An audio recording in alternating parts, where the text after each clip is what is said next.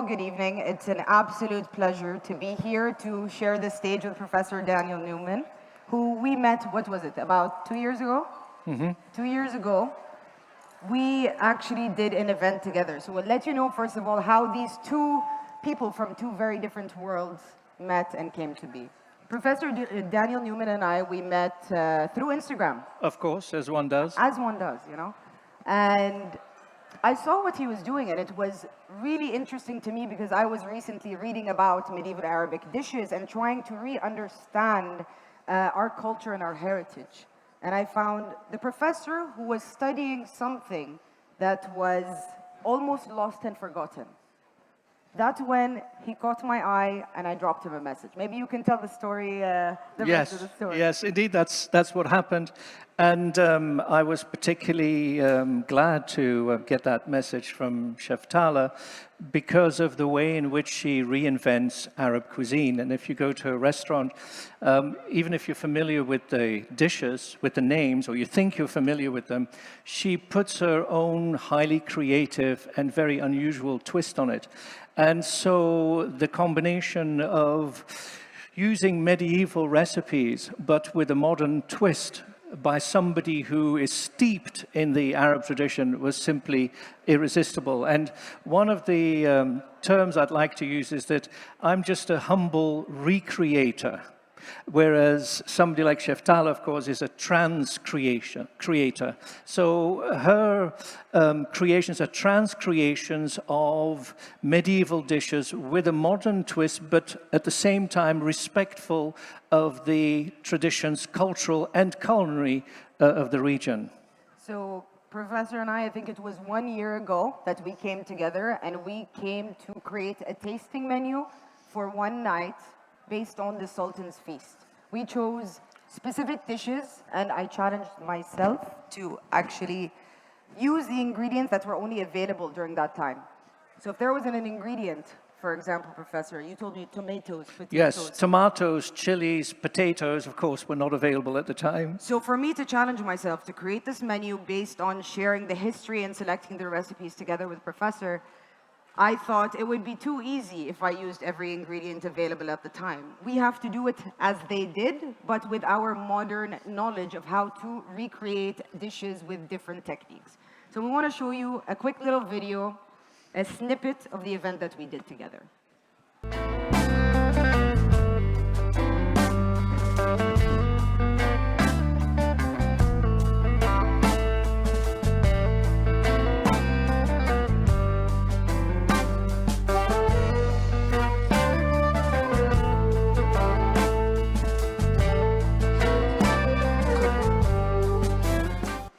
So a little bit about that menu, which I loved working with. I took the traditional recipes. Most of these recipes were about, 1 to 3 sentences. And it's what you decipher from that recipe and how you interpret it. So I think at the end of the day, Professor, you're a little bit surprised about what came out in front of you? Yes, indeed, absolutely. It was a similar experience. I knew the recipes, or I thought I did, but what came before me was had completely transmogrified into something new, yet at the same time I recognized the flavors, and we saw some of them here. So it was this wonderful combination of the old and the modern coming together and bringing the former and present culture together, which I think is what cooking is all about. So I think that's a little bit about us and how we met and how we came to be and how we came to be here on stage. But we're here for the main topic of the night. So I believe people are selecting ingredients. For us, when we were thinking about what should we choose, what makes sense, what is local, what is native, we went back in time, as we do, and what we selected is something called murri. I don't know if you have ever heard of it. Hands up, anybody. Murri? Thought so. Okay. So, Professor, let's get into it. Let's talk about what is murri? What is murri? Well, the slide talks about the Arab garum. I'm sure that most people here know garum slightly. Just briefly, it was, of course, salted and fermented fish that was left out for 2 to 3 months. It was often mixed with wine or must, so grape juice, as well as, of course, herbs and spices. And in the preparation, it was frequently shaken to get the juices going, to get the fermentation going. And then a crucial element in garum was actually the straining, because the liquid was a very liquid substance. Ironically, we don't really have that many descriptions of the texture of the liquid. Archaeological finds have given us a few clues, but that's about it. Now, garum was in fact a continuation or a descendant, depending on your viewpoint, of the Greek garrus. Now, the Greeks only had garrus as the name. The Romans had several names, including liquamen and murria. Now, both of these originally refer to slightly different substances, but in practice were used interchangeably to refer to what we now know as garum. And of course, it's very tempting to think of this murria as the origin of the substance we're talking about today, murri. In fact, my own theory is that the Roman and Greek sources actually have their origins, their roots in this part of the world. In fact, we have to go back to ancient Mesopotamia, the land between two rivers, today, of course, mostly Iraq, where the ancient Babylonians had a sauce they called shikku. And shikku was essentially a sauce made with fish, shellfish, and grasshoppers. Yummy. And we'll have occasion to revive some of that sauce actually later on. Now, turning to the Arab murri, the word itself, as I said, has striking resemblances to murriya, but in fact goes back to the Akkadian word murru, which means a bitter taste. And today, in Arabic, of course, the word mur still means bitter. Yep. So we've now established that the origin is not with the Romans. They did a lot of good things, but they also took stuff from other peoples. And so we have this sauce, which was made not with fish, generally speaking, but with a cereal, predominantly barley. And in the classical version, let's take one from the 11th century, you start off with kneading flour, wheat or barley, and then that is shaped into cakes, discs, which are wrapped in fig leaves and then left to rot. This particular substance was often referred to as foudage or boudage. Then afterwards, we have the addition of flour, barley flour, and then we also have the cakes that are being baked. Then we add salt, and then it's left outside for about 40 days in the hot summer sun. Now, there are various manipulations. Suffice it to say that it is stirred twice daily, it's left out in the sun, brought back in, kneaded again, all the while making sure that everything starts to bubble away and ferment, so that finally, after straining, multiple times actually, we're left with murri. And I remember reading the recipe, and when you sent me that recipe, it made absolutely no sense. No sense. I'm like, how is this going to taste? What do you mean burning this, fermenting for 3 months, 3 weeks, whatever your temperature is or the humidity is? It's actually something that has been brought back into kitchens today. We all know about fermentation, and how that is taking a major role and coming back in a lot of restaurants. So what we're doing here is not only talking about the ancient and the medieval, but also the connection between how that's coming back to life today, how it's being used in modern day restaurants and recipes. And I think being introduced to this murri or garum, not only does it have a connection with the Gulf region, where we have something very similar to that. It's called mahiyawa.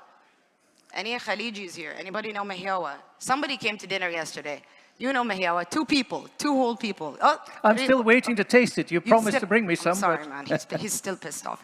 So, When I read the recipe and I tasted the flavor for the first time, the fish garum really reminded me of mahiawa. And for those who don't know what it is, regionally, you can say it's debatable, the origins. Some say from the Portuguese, some say from the Iranis, and then came to the Gulf.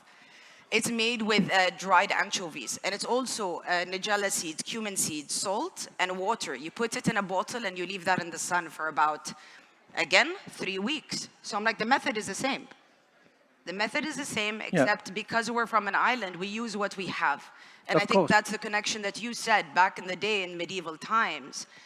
They have to use what they have. Yes, they followed the season. It was a very, to use a modern word, a very sustainable cuisine. Yeah. Nothing was left to chance and nothing was left behind because, of course, there was a scarcity.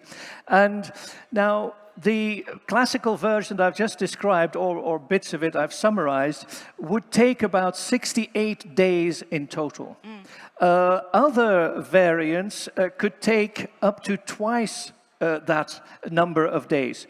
Now, of course, there were variants that were emerging at various points. And so, for instance, there was a murri that was based on must. So some link with the Roman garum. And then I put here the fish murri.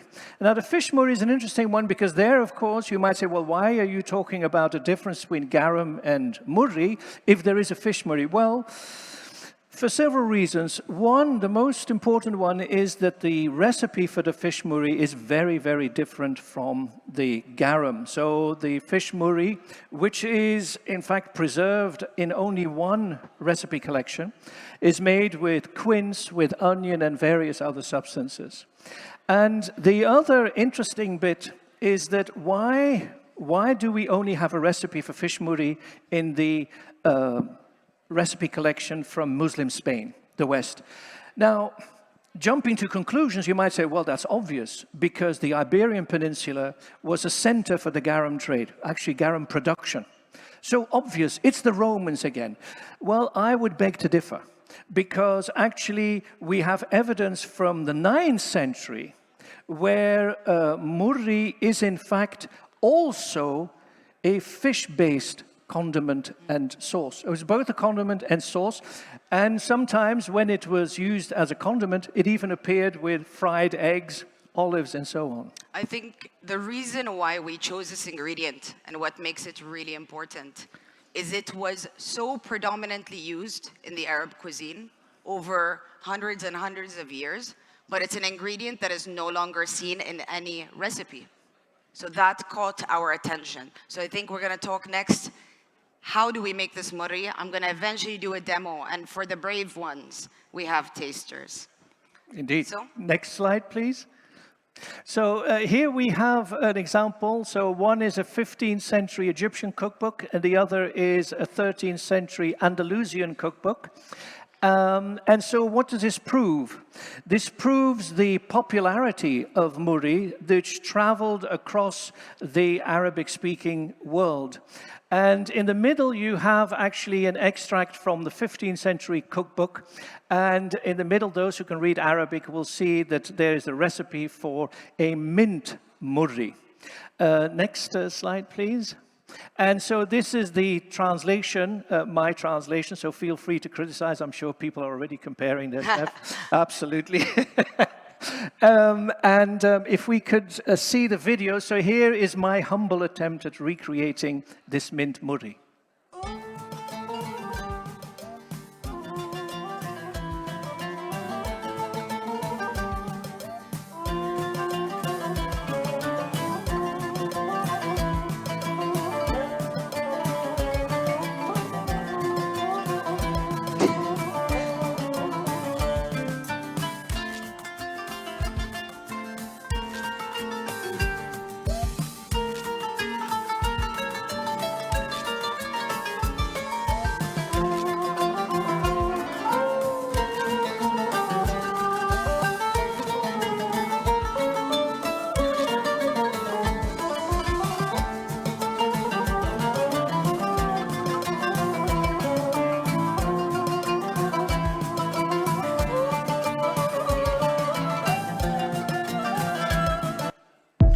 Okay, so here, of course, you can see that this is not 68 days worth of work.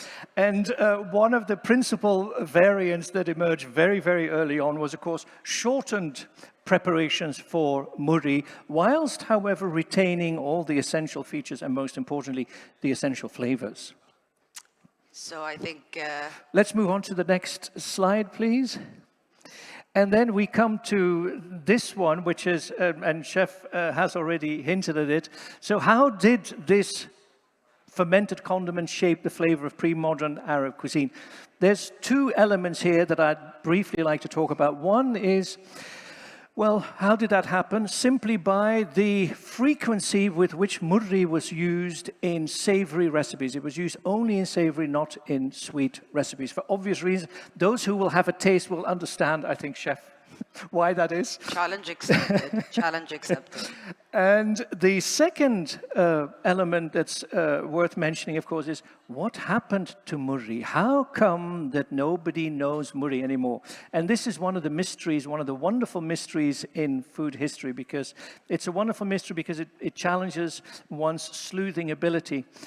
What happened? So the last murri recipe occurred in the 15th century, textually, that is. In Muslim Spain, once the Muslims were driven out by the Christians, murri was not retained by the Spaniards. So it disappeared. Despite the fact that in Al-Andalus, so Muslim Spain, it was extremely popular. In fact, one cookery book has about 13 different recipes for murri. So that's one thing. Then we have the, if you like, successor to the medieval Arabic culinary tradition, the Ottoman Empire. Now, here's another interesting thing. The Ottoman Empire, known, of course, also for its culinary extravagance, their inspiration initially came from the Arabs, once again, because the oldest Ottoman cookery book from the 15th century was, in fact, a translation cum adaptation of a 13th century Baghdadi cookery book. Yet, there's no murri in the Ottoman cuisine, so we can only wonder where it happened. Maybe Chef has an idea. I think personally it just took too long to make. Yeah. Oh, absolutely. When he told me how to make it, I'm like, even with a kitchen of 25 chefs, 15 chefs, I wouldn't put myself through the trouble. But this is the reason why today I want to demonstrate for you how we're actually going to do the instant murri. And I think one link that we didn't maybe even bring up, and I think flavor-wise reminds me of it, is soy sauce, right? Yes, yes. If you've never tasted murri, yes, that's true. The closest thing to soy sauce. Now, for me, I love staying true to tradition. However, you have to always learn the foundation of food, of cuisine, or of anything to break the rules. So Professor told me and shared the recipe, the original recipe, and it took me 2-3 times to do it. First 2 times, it was horrible. I was like, is this how it's supposed to taste? I had no idea. Then once I got the base down, I thought, now I can play. Now I can change some of the ingredients that you can find in there. And now we can elevate it. Not only that, but I remember telling you that here you bake your own barley bread. At the restaurant, there's a lot of times that you have bread left over. Yeah. Instead of tossing out the bread, I thought, why not utilize this bread? That's what they would have done, of course. So to use that for the recipe. Should we go to the next? Yes, please. I think I already discussed this, is the regional links with murri. For me, it's mehyawa. So again, you have tradition, you have the technique of how you make these dishes, and you make these certain ferments. But again, why do people not stray away from what we already know? So again, being from an island, an ingredient that's really important, or many ingredients, are salted and preserved, and they're seafood based. So we have oysters. Bahrain, if you don't know this, they have a very rich pearl diving history. However, nobody eats the oysters. I don't know why. I feel like someone ate it one time, they got sick, and nobody ate it after that. So here I am, I'm like, we have an abundance of oysters. We have abundance of dried shrimp. Why not utilize that and go for a fish murri? So now what we're saying is take tradition, take the origins, learn from the base, and then integrate it into your local ingredients, your local dishes. And I think what would be really interesting, and I'd be curious to see and hear from any of you in the future, when you go back home, whether you're a chef or not, is you taking this recipe how are you applying it to where you're from and what's local and seasonal? So your little connections and branches that you do from where you're from. Should we go next? And can I also add, it's very important to remember that if the chefs back then, if they were alive now, they wouldn't be making exactly the same thing. They would, of course, also be experimenting. I think one of the dangers also when looking at food history, because sometimes very emotional and emotive, is that people think it's kind of preserved in aspic. Yeah. You know, we can't change anything because it's not authentic. Whereas in fact, the opposite is true. You're staying absolutely true and authentic to the cultural tradition. And I'm here to break the norm and the tradition. Take it, respect it, appreciate it, but then move forward and see how the chefs back then, what they would do today. So now I'm going to show you 2 different types of murri, how to make it. Because like I said, when I saw the recipe, I was absolutely confused. I'm going to show you the first step of the long murri, the original murri, fudaj you called it, right? Yes. So here we have fig leaves. Actually, a good friend of mine picked these for me from their tree here in the UAE. So I found this recipe really interesting because the way the original recipe starts is actually taking dough. So the dough is made with flour, water, and salt, barley flour. And again, you have space to grow after that. You can choose whatever flour you want. They would take the dough and wrap it in the fig leaves and put it in a glass jar. They would make enough to fill the bottom of the jar, cover up the jar, and leave it in the sun for about 3 weeks. The dough obviously will lose water. It will ferment over time. The color will get darker and darker and darker, but I don't have 3 weeks to do that. So, in the instant murri, which again you guys will be able to taste later, I'm going to show you step by step. We start here with the barley flour. Was it 2 cups flour, 2 cups salt, 1 cup water, something about like that? It'll taste fine either way. Here we have barley flour. You can play with any kind of flour. I've used jirish, I've used frika, I've used all the types of grains that you can find here. Mix it with the water and salt. We then bake it until it literally looks like this. Burn to a cinder. So anybody can do this, guys. You don't have to be a chef. I'm pretty sure everyone can burn something. After that, this is now the base of the murri. We do crush it up. We crush it up into pieces like that. And for the base of the mint murri is pine seeds or pine nuts. So again, my brain goes, do I have to stick with pine nuts? No, this time I played with pistachio.